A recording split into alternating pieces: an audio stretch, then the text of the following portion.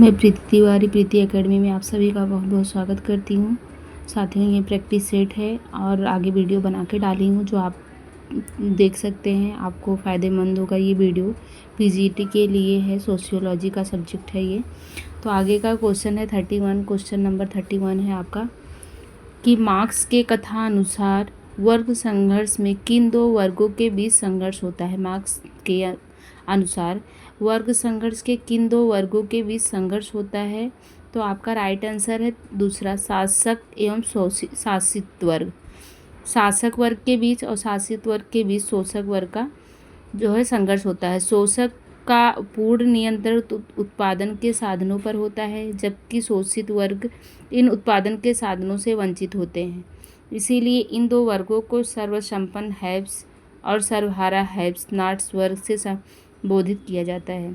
इन्हीं के बीच संघर्ष वर्ग संघर्ष होता है। इन्हें ही हम शासक एवं शासित वर्ग की संज्ञा देते हैं। किसने कहा है? मार्क्स ने कहा है। क्वेश्चन नंबर 32 है, पूंजी वह धन है जिसका उपयोग श्रमिकों का शोषण करने के लिए किया जाता है। यह किसने कहा है? किसने कहा है कि पूंजी वह धन है जिसका उपयोग श्रमिकों का शोषण करने के लिए किया जाता है? तो कार्ल मार्क्स ने कहा है। कार्ल मार्क्स के अनुसार तीसरा राइट आंसर है आपका कार्ल मार्क्स। कार्ल मार्क्स के अनुसार पूंजी वह धन है जो कि श्रमिकों का शोषण करने के लिए उपयोग में लाया जाता है। इस शोषण से ही वर्ग संघर्ष का बीजारोपण हो सकता है। क्वेश्चन नंबर आपका आया 33। औद्योगिक संघर्ष निम्न में से किस प्रकार का संघर्ष है? औद्योगिक संघर्ष निम्न में से किस प्रकार का संघर्ष है? तो संस्थागत। किस प्रकार का? संस्थागत प्रकार का संघर्ष है।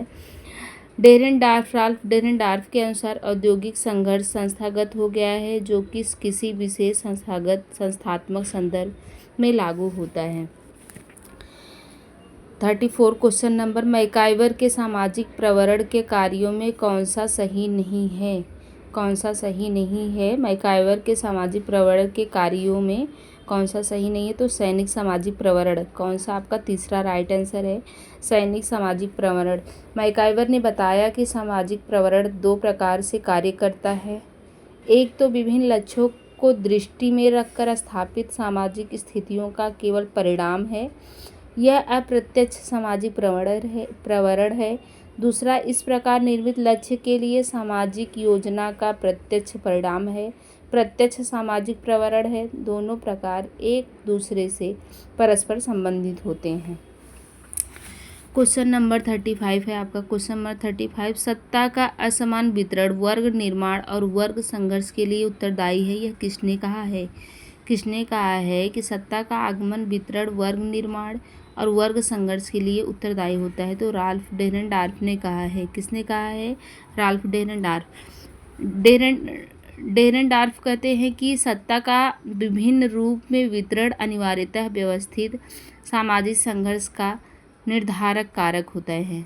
क्या होता है? निर्धारक कारक होता है। तो किसने कहा है? राल्फ डेरेनडार्फ ने कहा है। धर्म जनमानस के लिए अफीम है। किसने कहा है? अफीम की बात कौन करते हैं? कार्ल मार्क्स करते हैं। धर्म जनमानस के लिए अफीम है, किसने कहा है? तो आपका तीसरा राइट आंसर है कार्ल मार्क्स कहते हैं। कार्ल मार्क्स जो है ने धर्म को राजनीतिक धोखाधड़ी, जालसाजी, पूंजीपतियों द्वारा शोषण का हथियार माना है। उन्होंने धर्म को अफीम तक कहा है, जिन्हें पूंजीपतियों द्वारा समय समय पर गरीबों को नशे की हालत में रखने के लिए प्रयोग किया जाता है, ताकि वे उनके खिलाफ आवाज़ न उठाएं और बलवा न करें। बलवा मतलब कोई मारपीट या दंगा कोई न करें। निम्नलिखित में से कौन सा कथन असत्य है? क्वेश्चन नंबर 37 है आपका। निम्नलिखित में से कौन सा क्वेश्चन असत्य है? तो क्वेश्चन नंबर 4 आपका असत्य है। संस्कृति मानव को मूल्य एवं आदर्श प्रदान करती है, ये आपका राइट है। संस्कृति मानव व्यवहारों में समरूपता लाती है, आपका राइट है। संस्कृति सामाजिकरण में योग देती है, ये आपका सही है। संस्कृति सामाजिक नियंत्रण में बाधा डालती है, ये आपका गलत है। कोई संस्कृति आपके सामाजिक नियंत्रण में बाधा नहीं डालती है, सामाजिक नियंत्रण में बाधा नहीं डालती है, बल्कि सहयोग करती है। हिंदू सोशल ऑर्गेनाइजेशन शीर्षक पुस्तक के लेखक कौन है? हिंदू सोशल ऑर्गेनाइजेशन पुस्तक किसने लिखा है? तो P.N. प्रभु ने लिखा है। हिंदू सोशल ऑर्गेनाइजेशन पुस्तक के लेखक P.N. प्रभु हैं। भारतवर्ष में लगभग कितनी जनजातियाँ हैं? भारतवर्ष में लगभग कितनी जनजातियाँ हैं? तो 560 जनजातियाँ हैं। कितनी जनजातियाँ हैं? 560। तीसरा आपका राइट आंसर है। भारतीय संविधान में 560 जनजातियों का उल्लेख है जो विभिन्न राज्यों के ग्रामीण एवं नगरीय क्षेत्रों में निवास करती हैं। ये आपका है 560 राइट आंसर। सामूहिक प्रतिनिधित्व सिद्धांत के प्रणेता कौन थे? दुर्खिम। कौन थे? दुर्खिम। सामूहिक प्रतिनिधान की बात कौन करते हैं? दुर्खिम करते हैं सामूहिक प्रतिनिधान की बात। आपका दुर्खिम के चिंतन में सामूहिक प्रतिनिधित्व की धारणा सर्वप्रमुख धारणा है जो सामाजिक तथ्यों के विश्लेषण पर आधारित है। क्वेश्चन नंबर आपका 41 है। किसने 19वीं शताब्दी के अंत में पुणे में सत्यशोधक समाज की स्थापना की और अस्पृश्यों को अधिकार दिलवाने का प्रयास किया? तो ज्योतिबा फूले ने। ज्योतिबा फूले ने आपका पहला राइट आंसर है, जो 19वीं सदी के अंत में पुणे में सत्यशोधक समाज की स्थापना की और अस्पृश्यों को अधिकार दिलवाया। भारत में 19वीं सदी में कई सुधार आंदोलन ने सामाजिक सांस्कृतिक व्यवस्था को पुनर्जीवन दिया। ब्रह्म समाज, प्रार्थना समाज, आर्य समाज कुछ प्रमुख सुधार आंदोलन थे। कुछ सुधार आंदोलनों का नेतृत्व पिछड़ी जातियों तथा अन्य धार्मिक समूहों के सदस्यों ने किया है। उदाहरण के लिए महाराष्ट्र में ज्योतिबा राव फूले का सत्यशोधक समाज, इन्होंने सत्यशोधक समाज की स्थापना की है, ज्योतिबा फूले ने। क्वेश्चन नंबर आपका 42 है। भारतीय संविधान के किस अनुच्छेद के अनुसार किसी भी प्रकार से अस्पृश्यता का व्यवहार या प्रचलन अपराध है? अनुच्छेद किस में? अनुच्छेद 17 में। अनुच्छेद 17 के अनुसार अस्पृश्यता का अंत कर उसका किसी भी रूप में प्रचलन निषिद्ध कर दिया गया है। थॉमस मूर की सुप्रसिद्ध पुस्तक यूटोपिया कब प्रकाशित हुई थी? थॉमस की एक पुस्तक थी यूटोपिया, ये कब प्रकाशित हुई थी? तो 1515 ईस्वी में। कब प्रकाशित हुई थी? पहला आपका राइट आंसर है 1515 ईस्वी में। थॉमस मूर की यूटोपिया पुस्तक 1515 में लुवेन में प्रकाशित हुई थी। क्वेश्चन नंबर 44 है आपका। भारतीय संविधान की किस धारा के द्वारा राज्य की ओर से समाज के कमजोर वर्गों, अनुसूचित जातियों और जनजातियों को आर्थिक और शिक्षा संबंधी विशेष सुविधाएं देने की व्यवस्था की गई है जिससे वे अपनी उन्नति कर सके? तो धारा किसमें? धारा 46 में। किसमें? धारा 46 में आपका राइट आंसर है। अनुच्छेद 46 के अनुसार राज्य जनता के दुर्लभ वर्गों के विशिष्टतया अनुसूचित जातियों और अनुसूचित जनजातियों के शिक्षा और अर्थ संबंधी हितों की विशेष सावधानी से अभिवृद्धि करेगा और सामाजिक अन्याय और सभी प्रकार के शोषण से उनकी संरक्षा करेगा। कौन से अनुच्छेद में? अनुच्छेद 46 में। निम्न में से किसके प्रयासों से सन 1932 में हरिजन सेवक संघ की स्थापना हुई जिसकी अस्पृश्यता मिटाने तथा हरिजनों को विकास के अवसर उपलब्ध करवाने में महत्वपूर्ण भूमिका रही है? तो महात्मा गांधी ने। हरिजन शब्द की बात किसने किया है? महात्मा गांधी ने। अस्पृश्यता निवारण के लिए कुछ कार्य एवं योजनाएं बनाई गई थी तथा दुकानों एवं पूजा स्थलों में उनके प्रवेश के उद्देश्य से कई कार्यक्रम चलाए गए थे। महात्मा गांधी जी ने 1932 ईस्वी में अस्पृश्यों की सामाजिक निर्योग्यताओं के निवारण हेतु हरिजन सेवक संघ संगठन किया था, मतलब उन्होंने एक संगठन बैठाया था 1932 ईस्वी में। क्वेश्चन नंबर 46 है आपका। सन 1957 में किसने यह सुझाव दिया कि भूदान यज्ञ तथा अन्य उपायों से प्राप्त भूमि को भूमिहीनों में बांटकर 3 लाख परिवारों का पुनर्वास किया जाए? तो राष्ट्रीय विकास परिषद में। किसने? राष्ट्रीय विकास परिषद ने।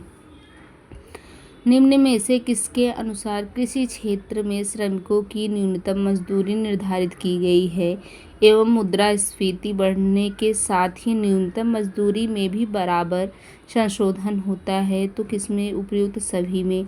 नवीन बीज सूर्ति कार्यक्रम के अनुसार, रोजगार अधिनियम के अनुसार, न्यूनतम मजदूरी अधिनियम के अनुसार। उपयुक्त राइट आंसर आपका सभी है।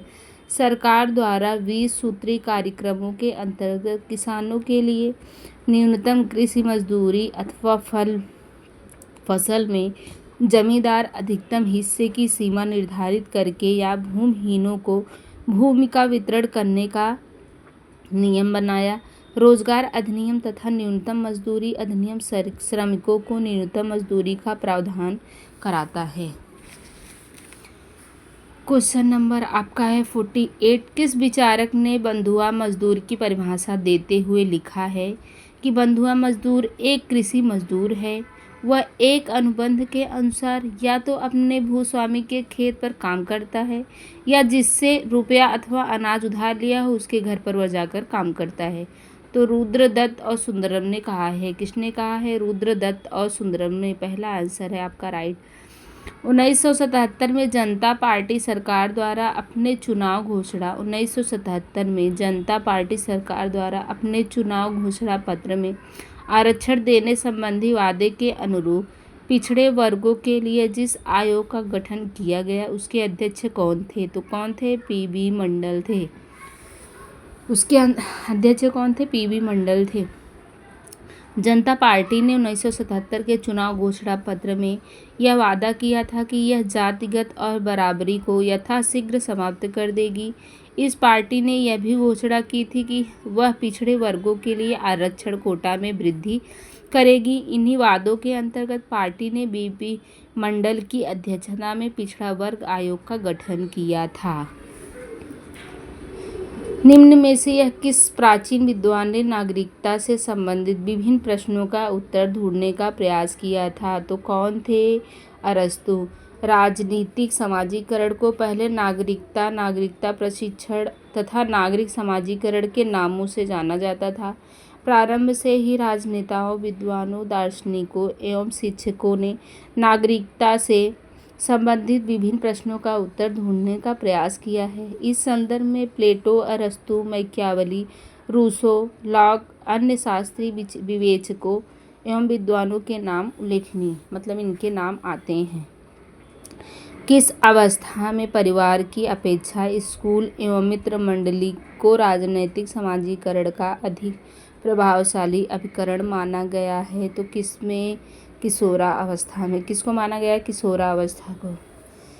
किशोरावस्था में परिवार की अपेक्षा स्कूल एवं मित्र मंडली को अधिक प्रभावशाली उपकरण माना गया है। विशिष्ट राजनीतिक भूमिकाओं में सहभागिता में मित्र मंडली का योगदान अधिक रहता है और यह एक प्रकार से सहायक एवं पूरक उपकरण के रूप में कार्य करते हैं। क्वेश्चन नंबर आपका 52 है। भारत में राजनैतिक आधुनिकीकरण के अधिकांश मूल्यों का स्रोत कौन सा है कौन सा शासनकाल रहा है? तो अंग्रेजी शासनकाल।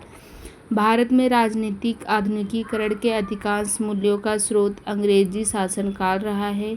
उदाहरणार्थ नागरिक अधिकारों, समतावादी वैधानिक व्यवस्था, न्यायालयों एवं प्रशासनिक संरचनाओं, राष्ट्रीय एवं लोकसभा की धारणा, दलीय व्यवस्था, युक्तिसंगत अधिकारी तंत्र, सेना, कानूनी व्यवसाय तथा शिक्षा संस्थाओं आदि का जिन्हें आज भारत में राजनीतिक आधुनिकीकरण की नींव बताया जाता है, विकास अंग्रेजी शासनकाल की ही देन है। आपका तीसरा राइट आंसर है। साइमन कमीशन द्वारा तैयार की गई सूची में कितनी दलित जातियों के नाम सम्मिलित थे? साइमन कमीशन द्वारा तैयार की गई सूची में कितनी दलित जातियों के नाम सम्मिलित थे? तो 229। कितने? 229 दलित जातियों के नाम सम्मिलित थे।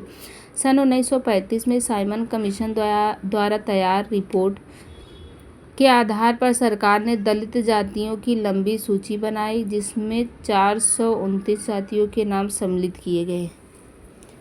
क्वेश्चन नंबर आपका है 54। निम्न में से किसने अनुसूचित जातियों की सामाजिक और आर्थिक स्थिति सुधारने के प्रयास किए हैं?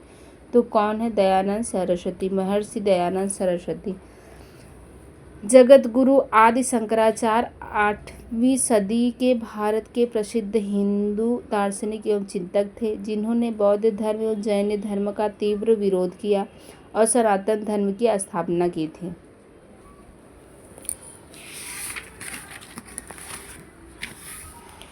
दोस्तों आपका वीडियो यहीं तक था। अगर ये वीडियो आप लोग को पसंद आएगा तो आप लोग लाइक, सब्सक्राइब और शेयर ज़रूर करिएगा। नमस्कार।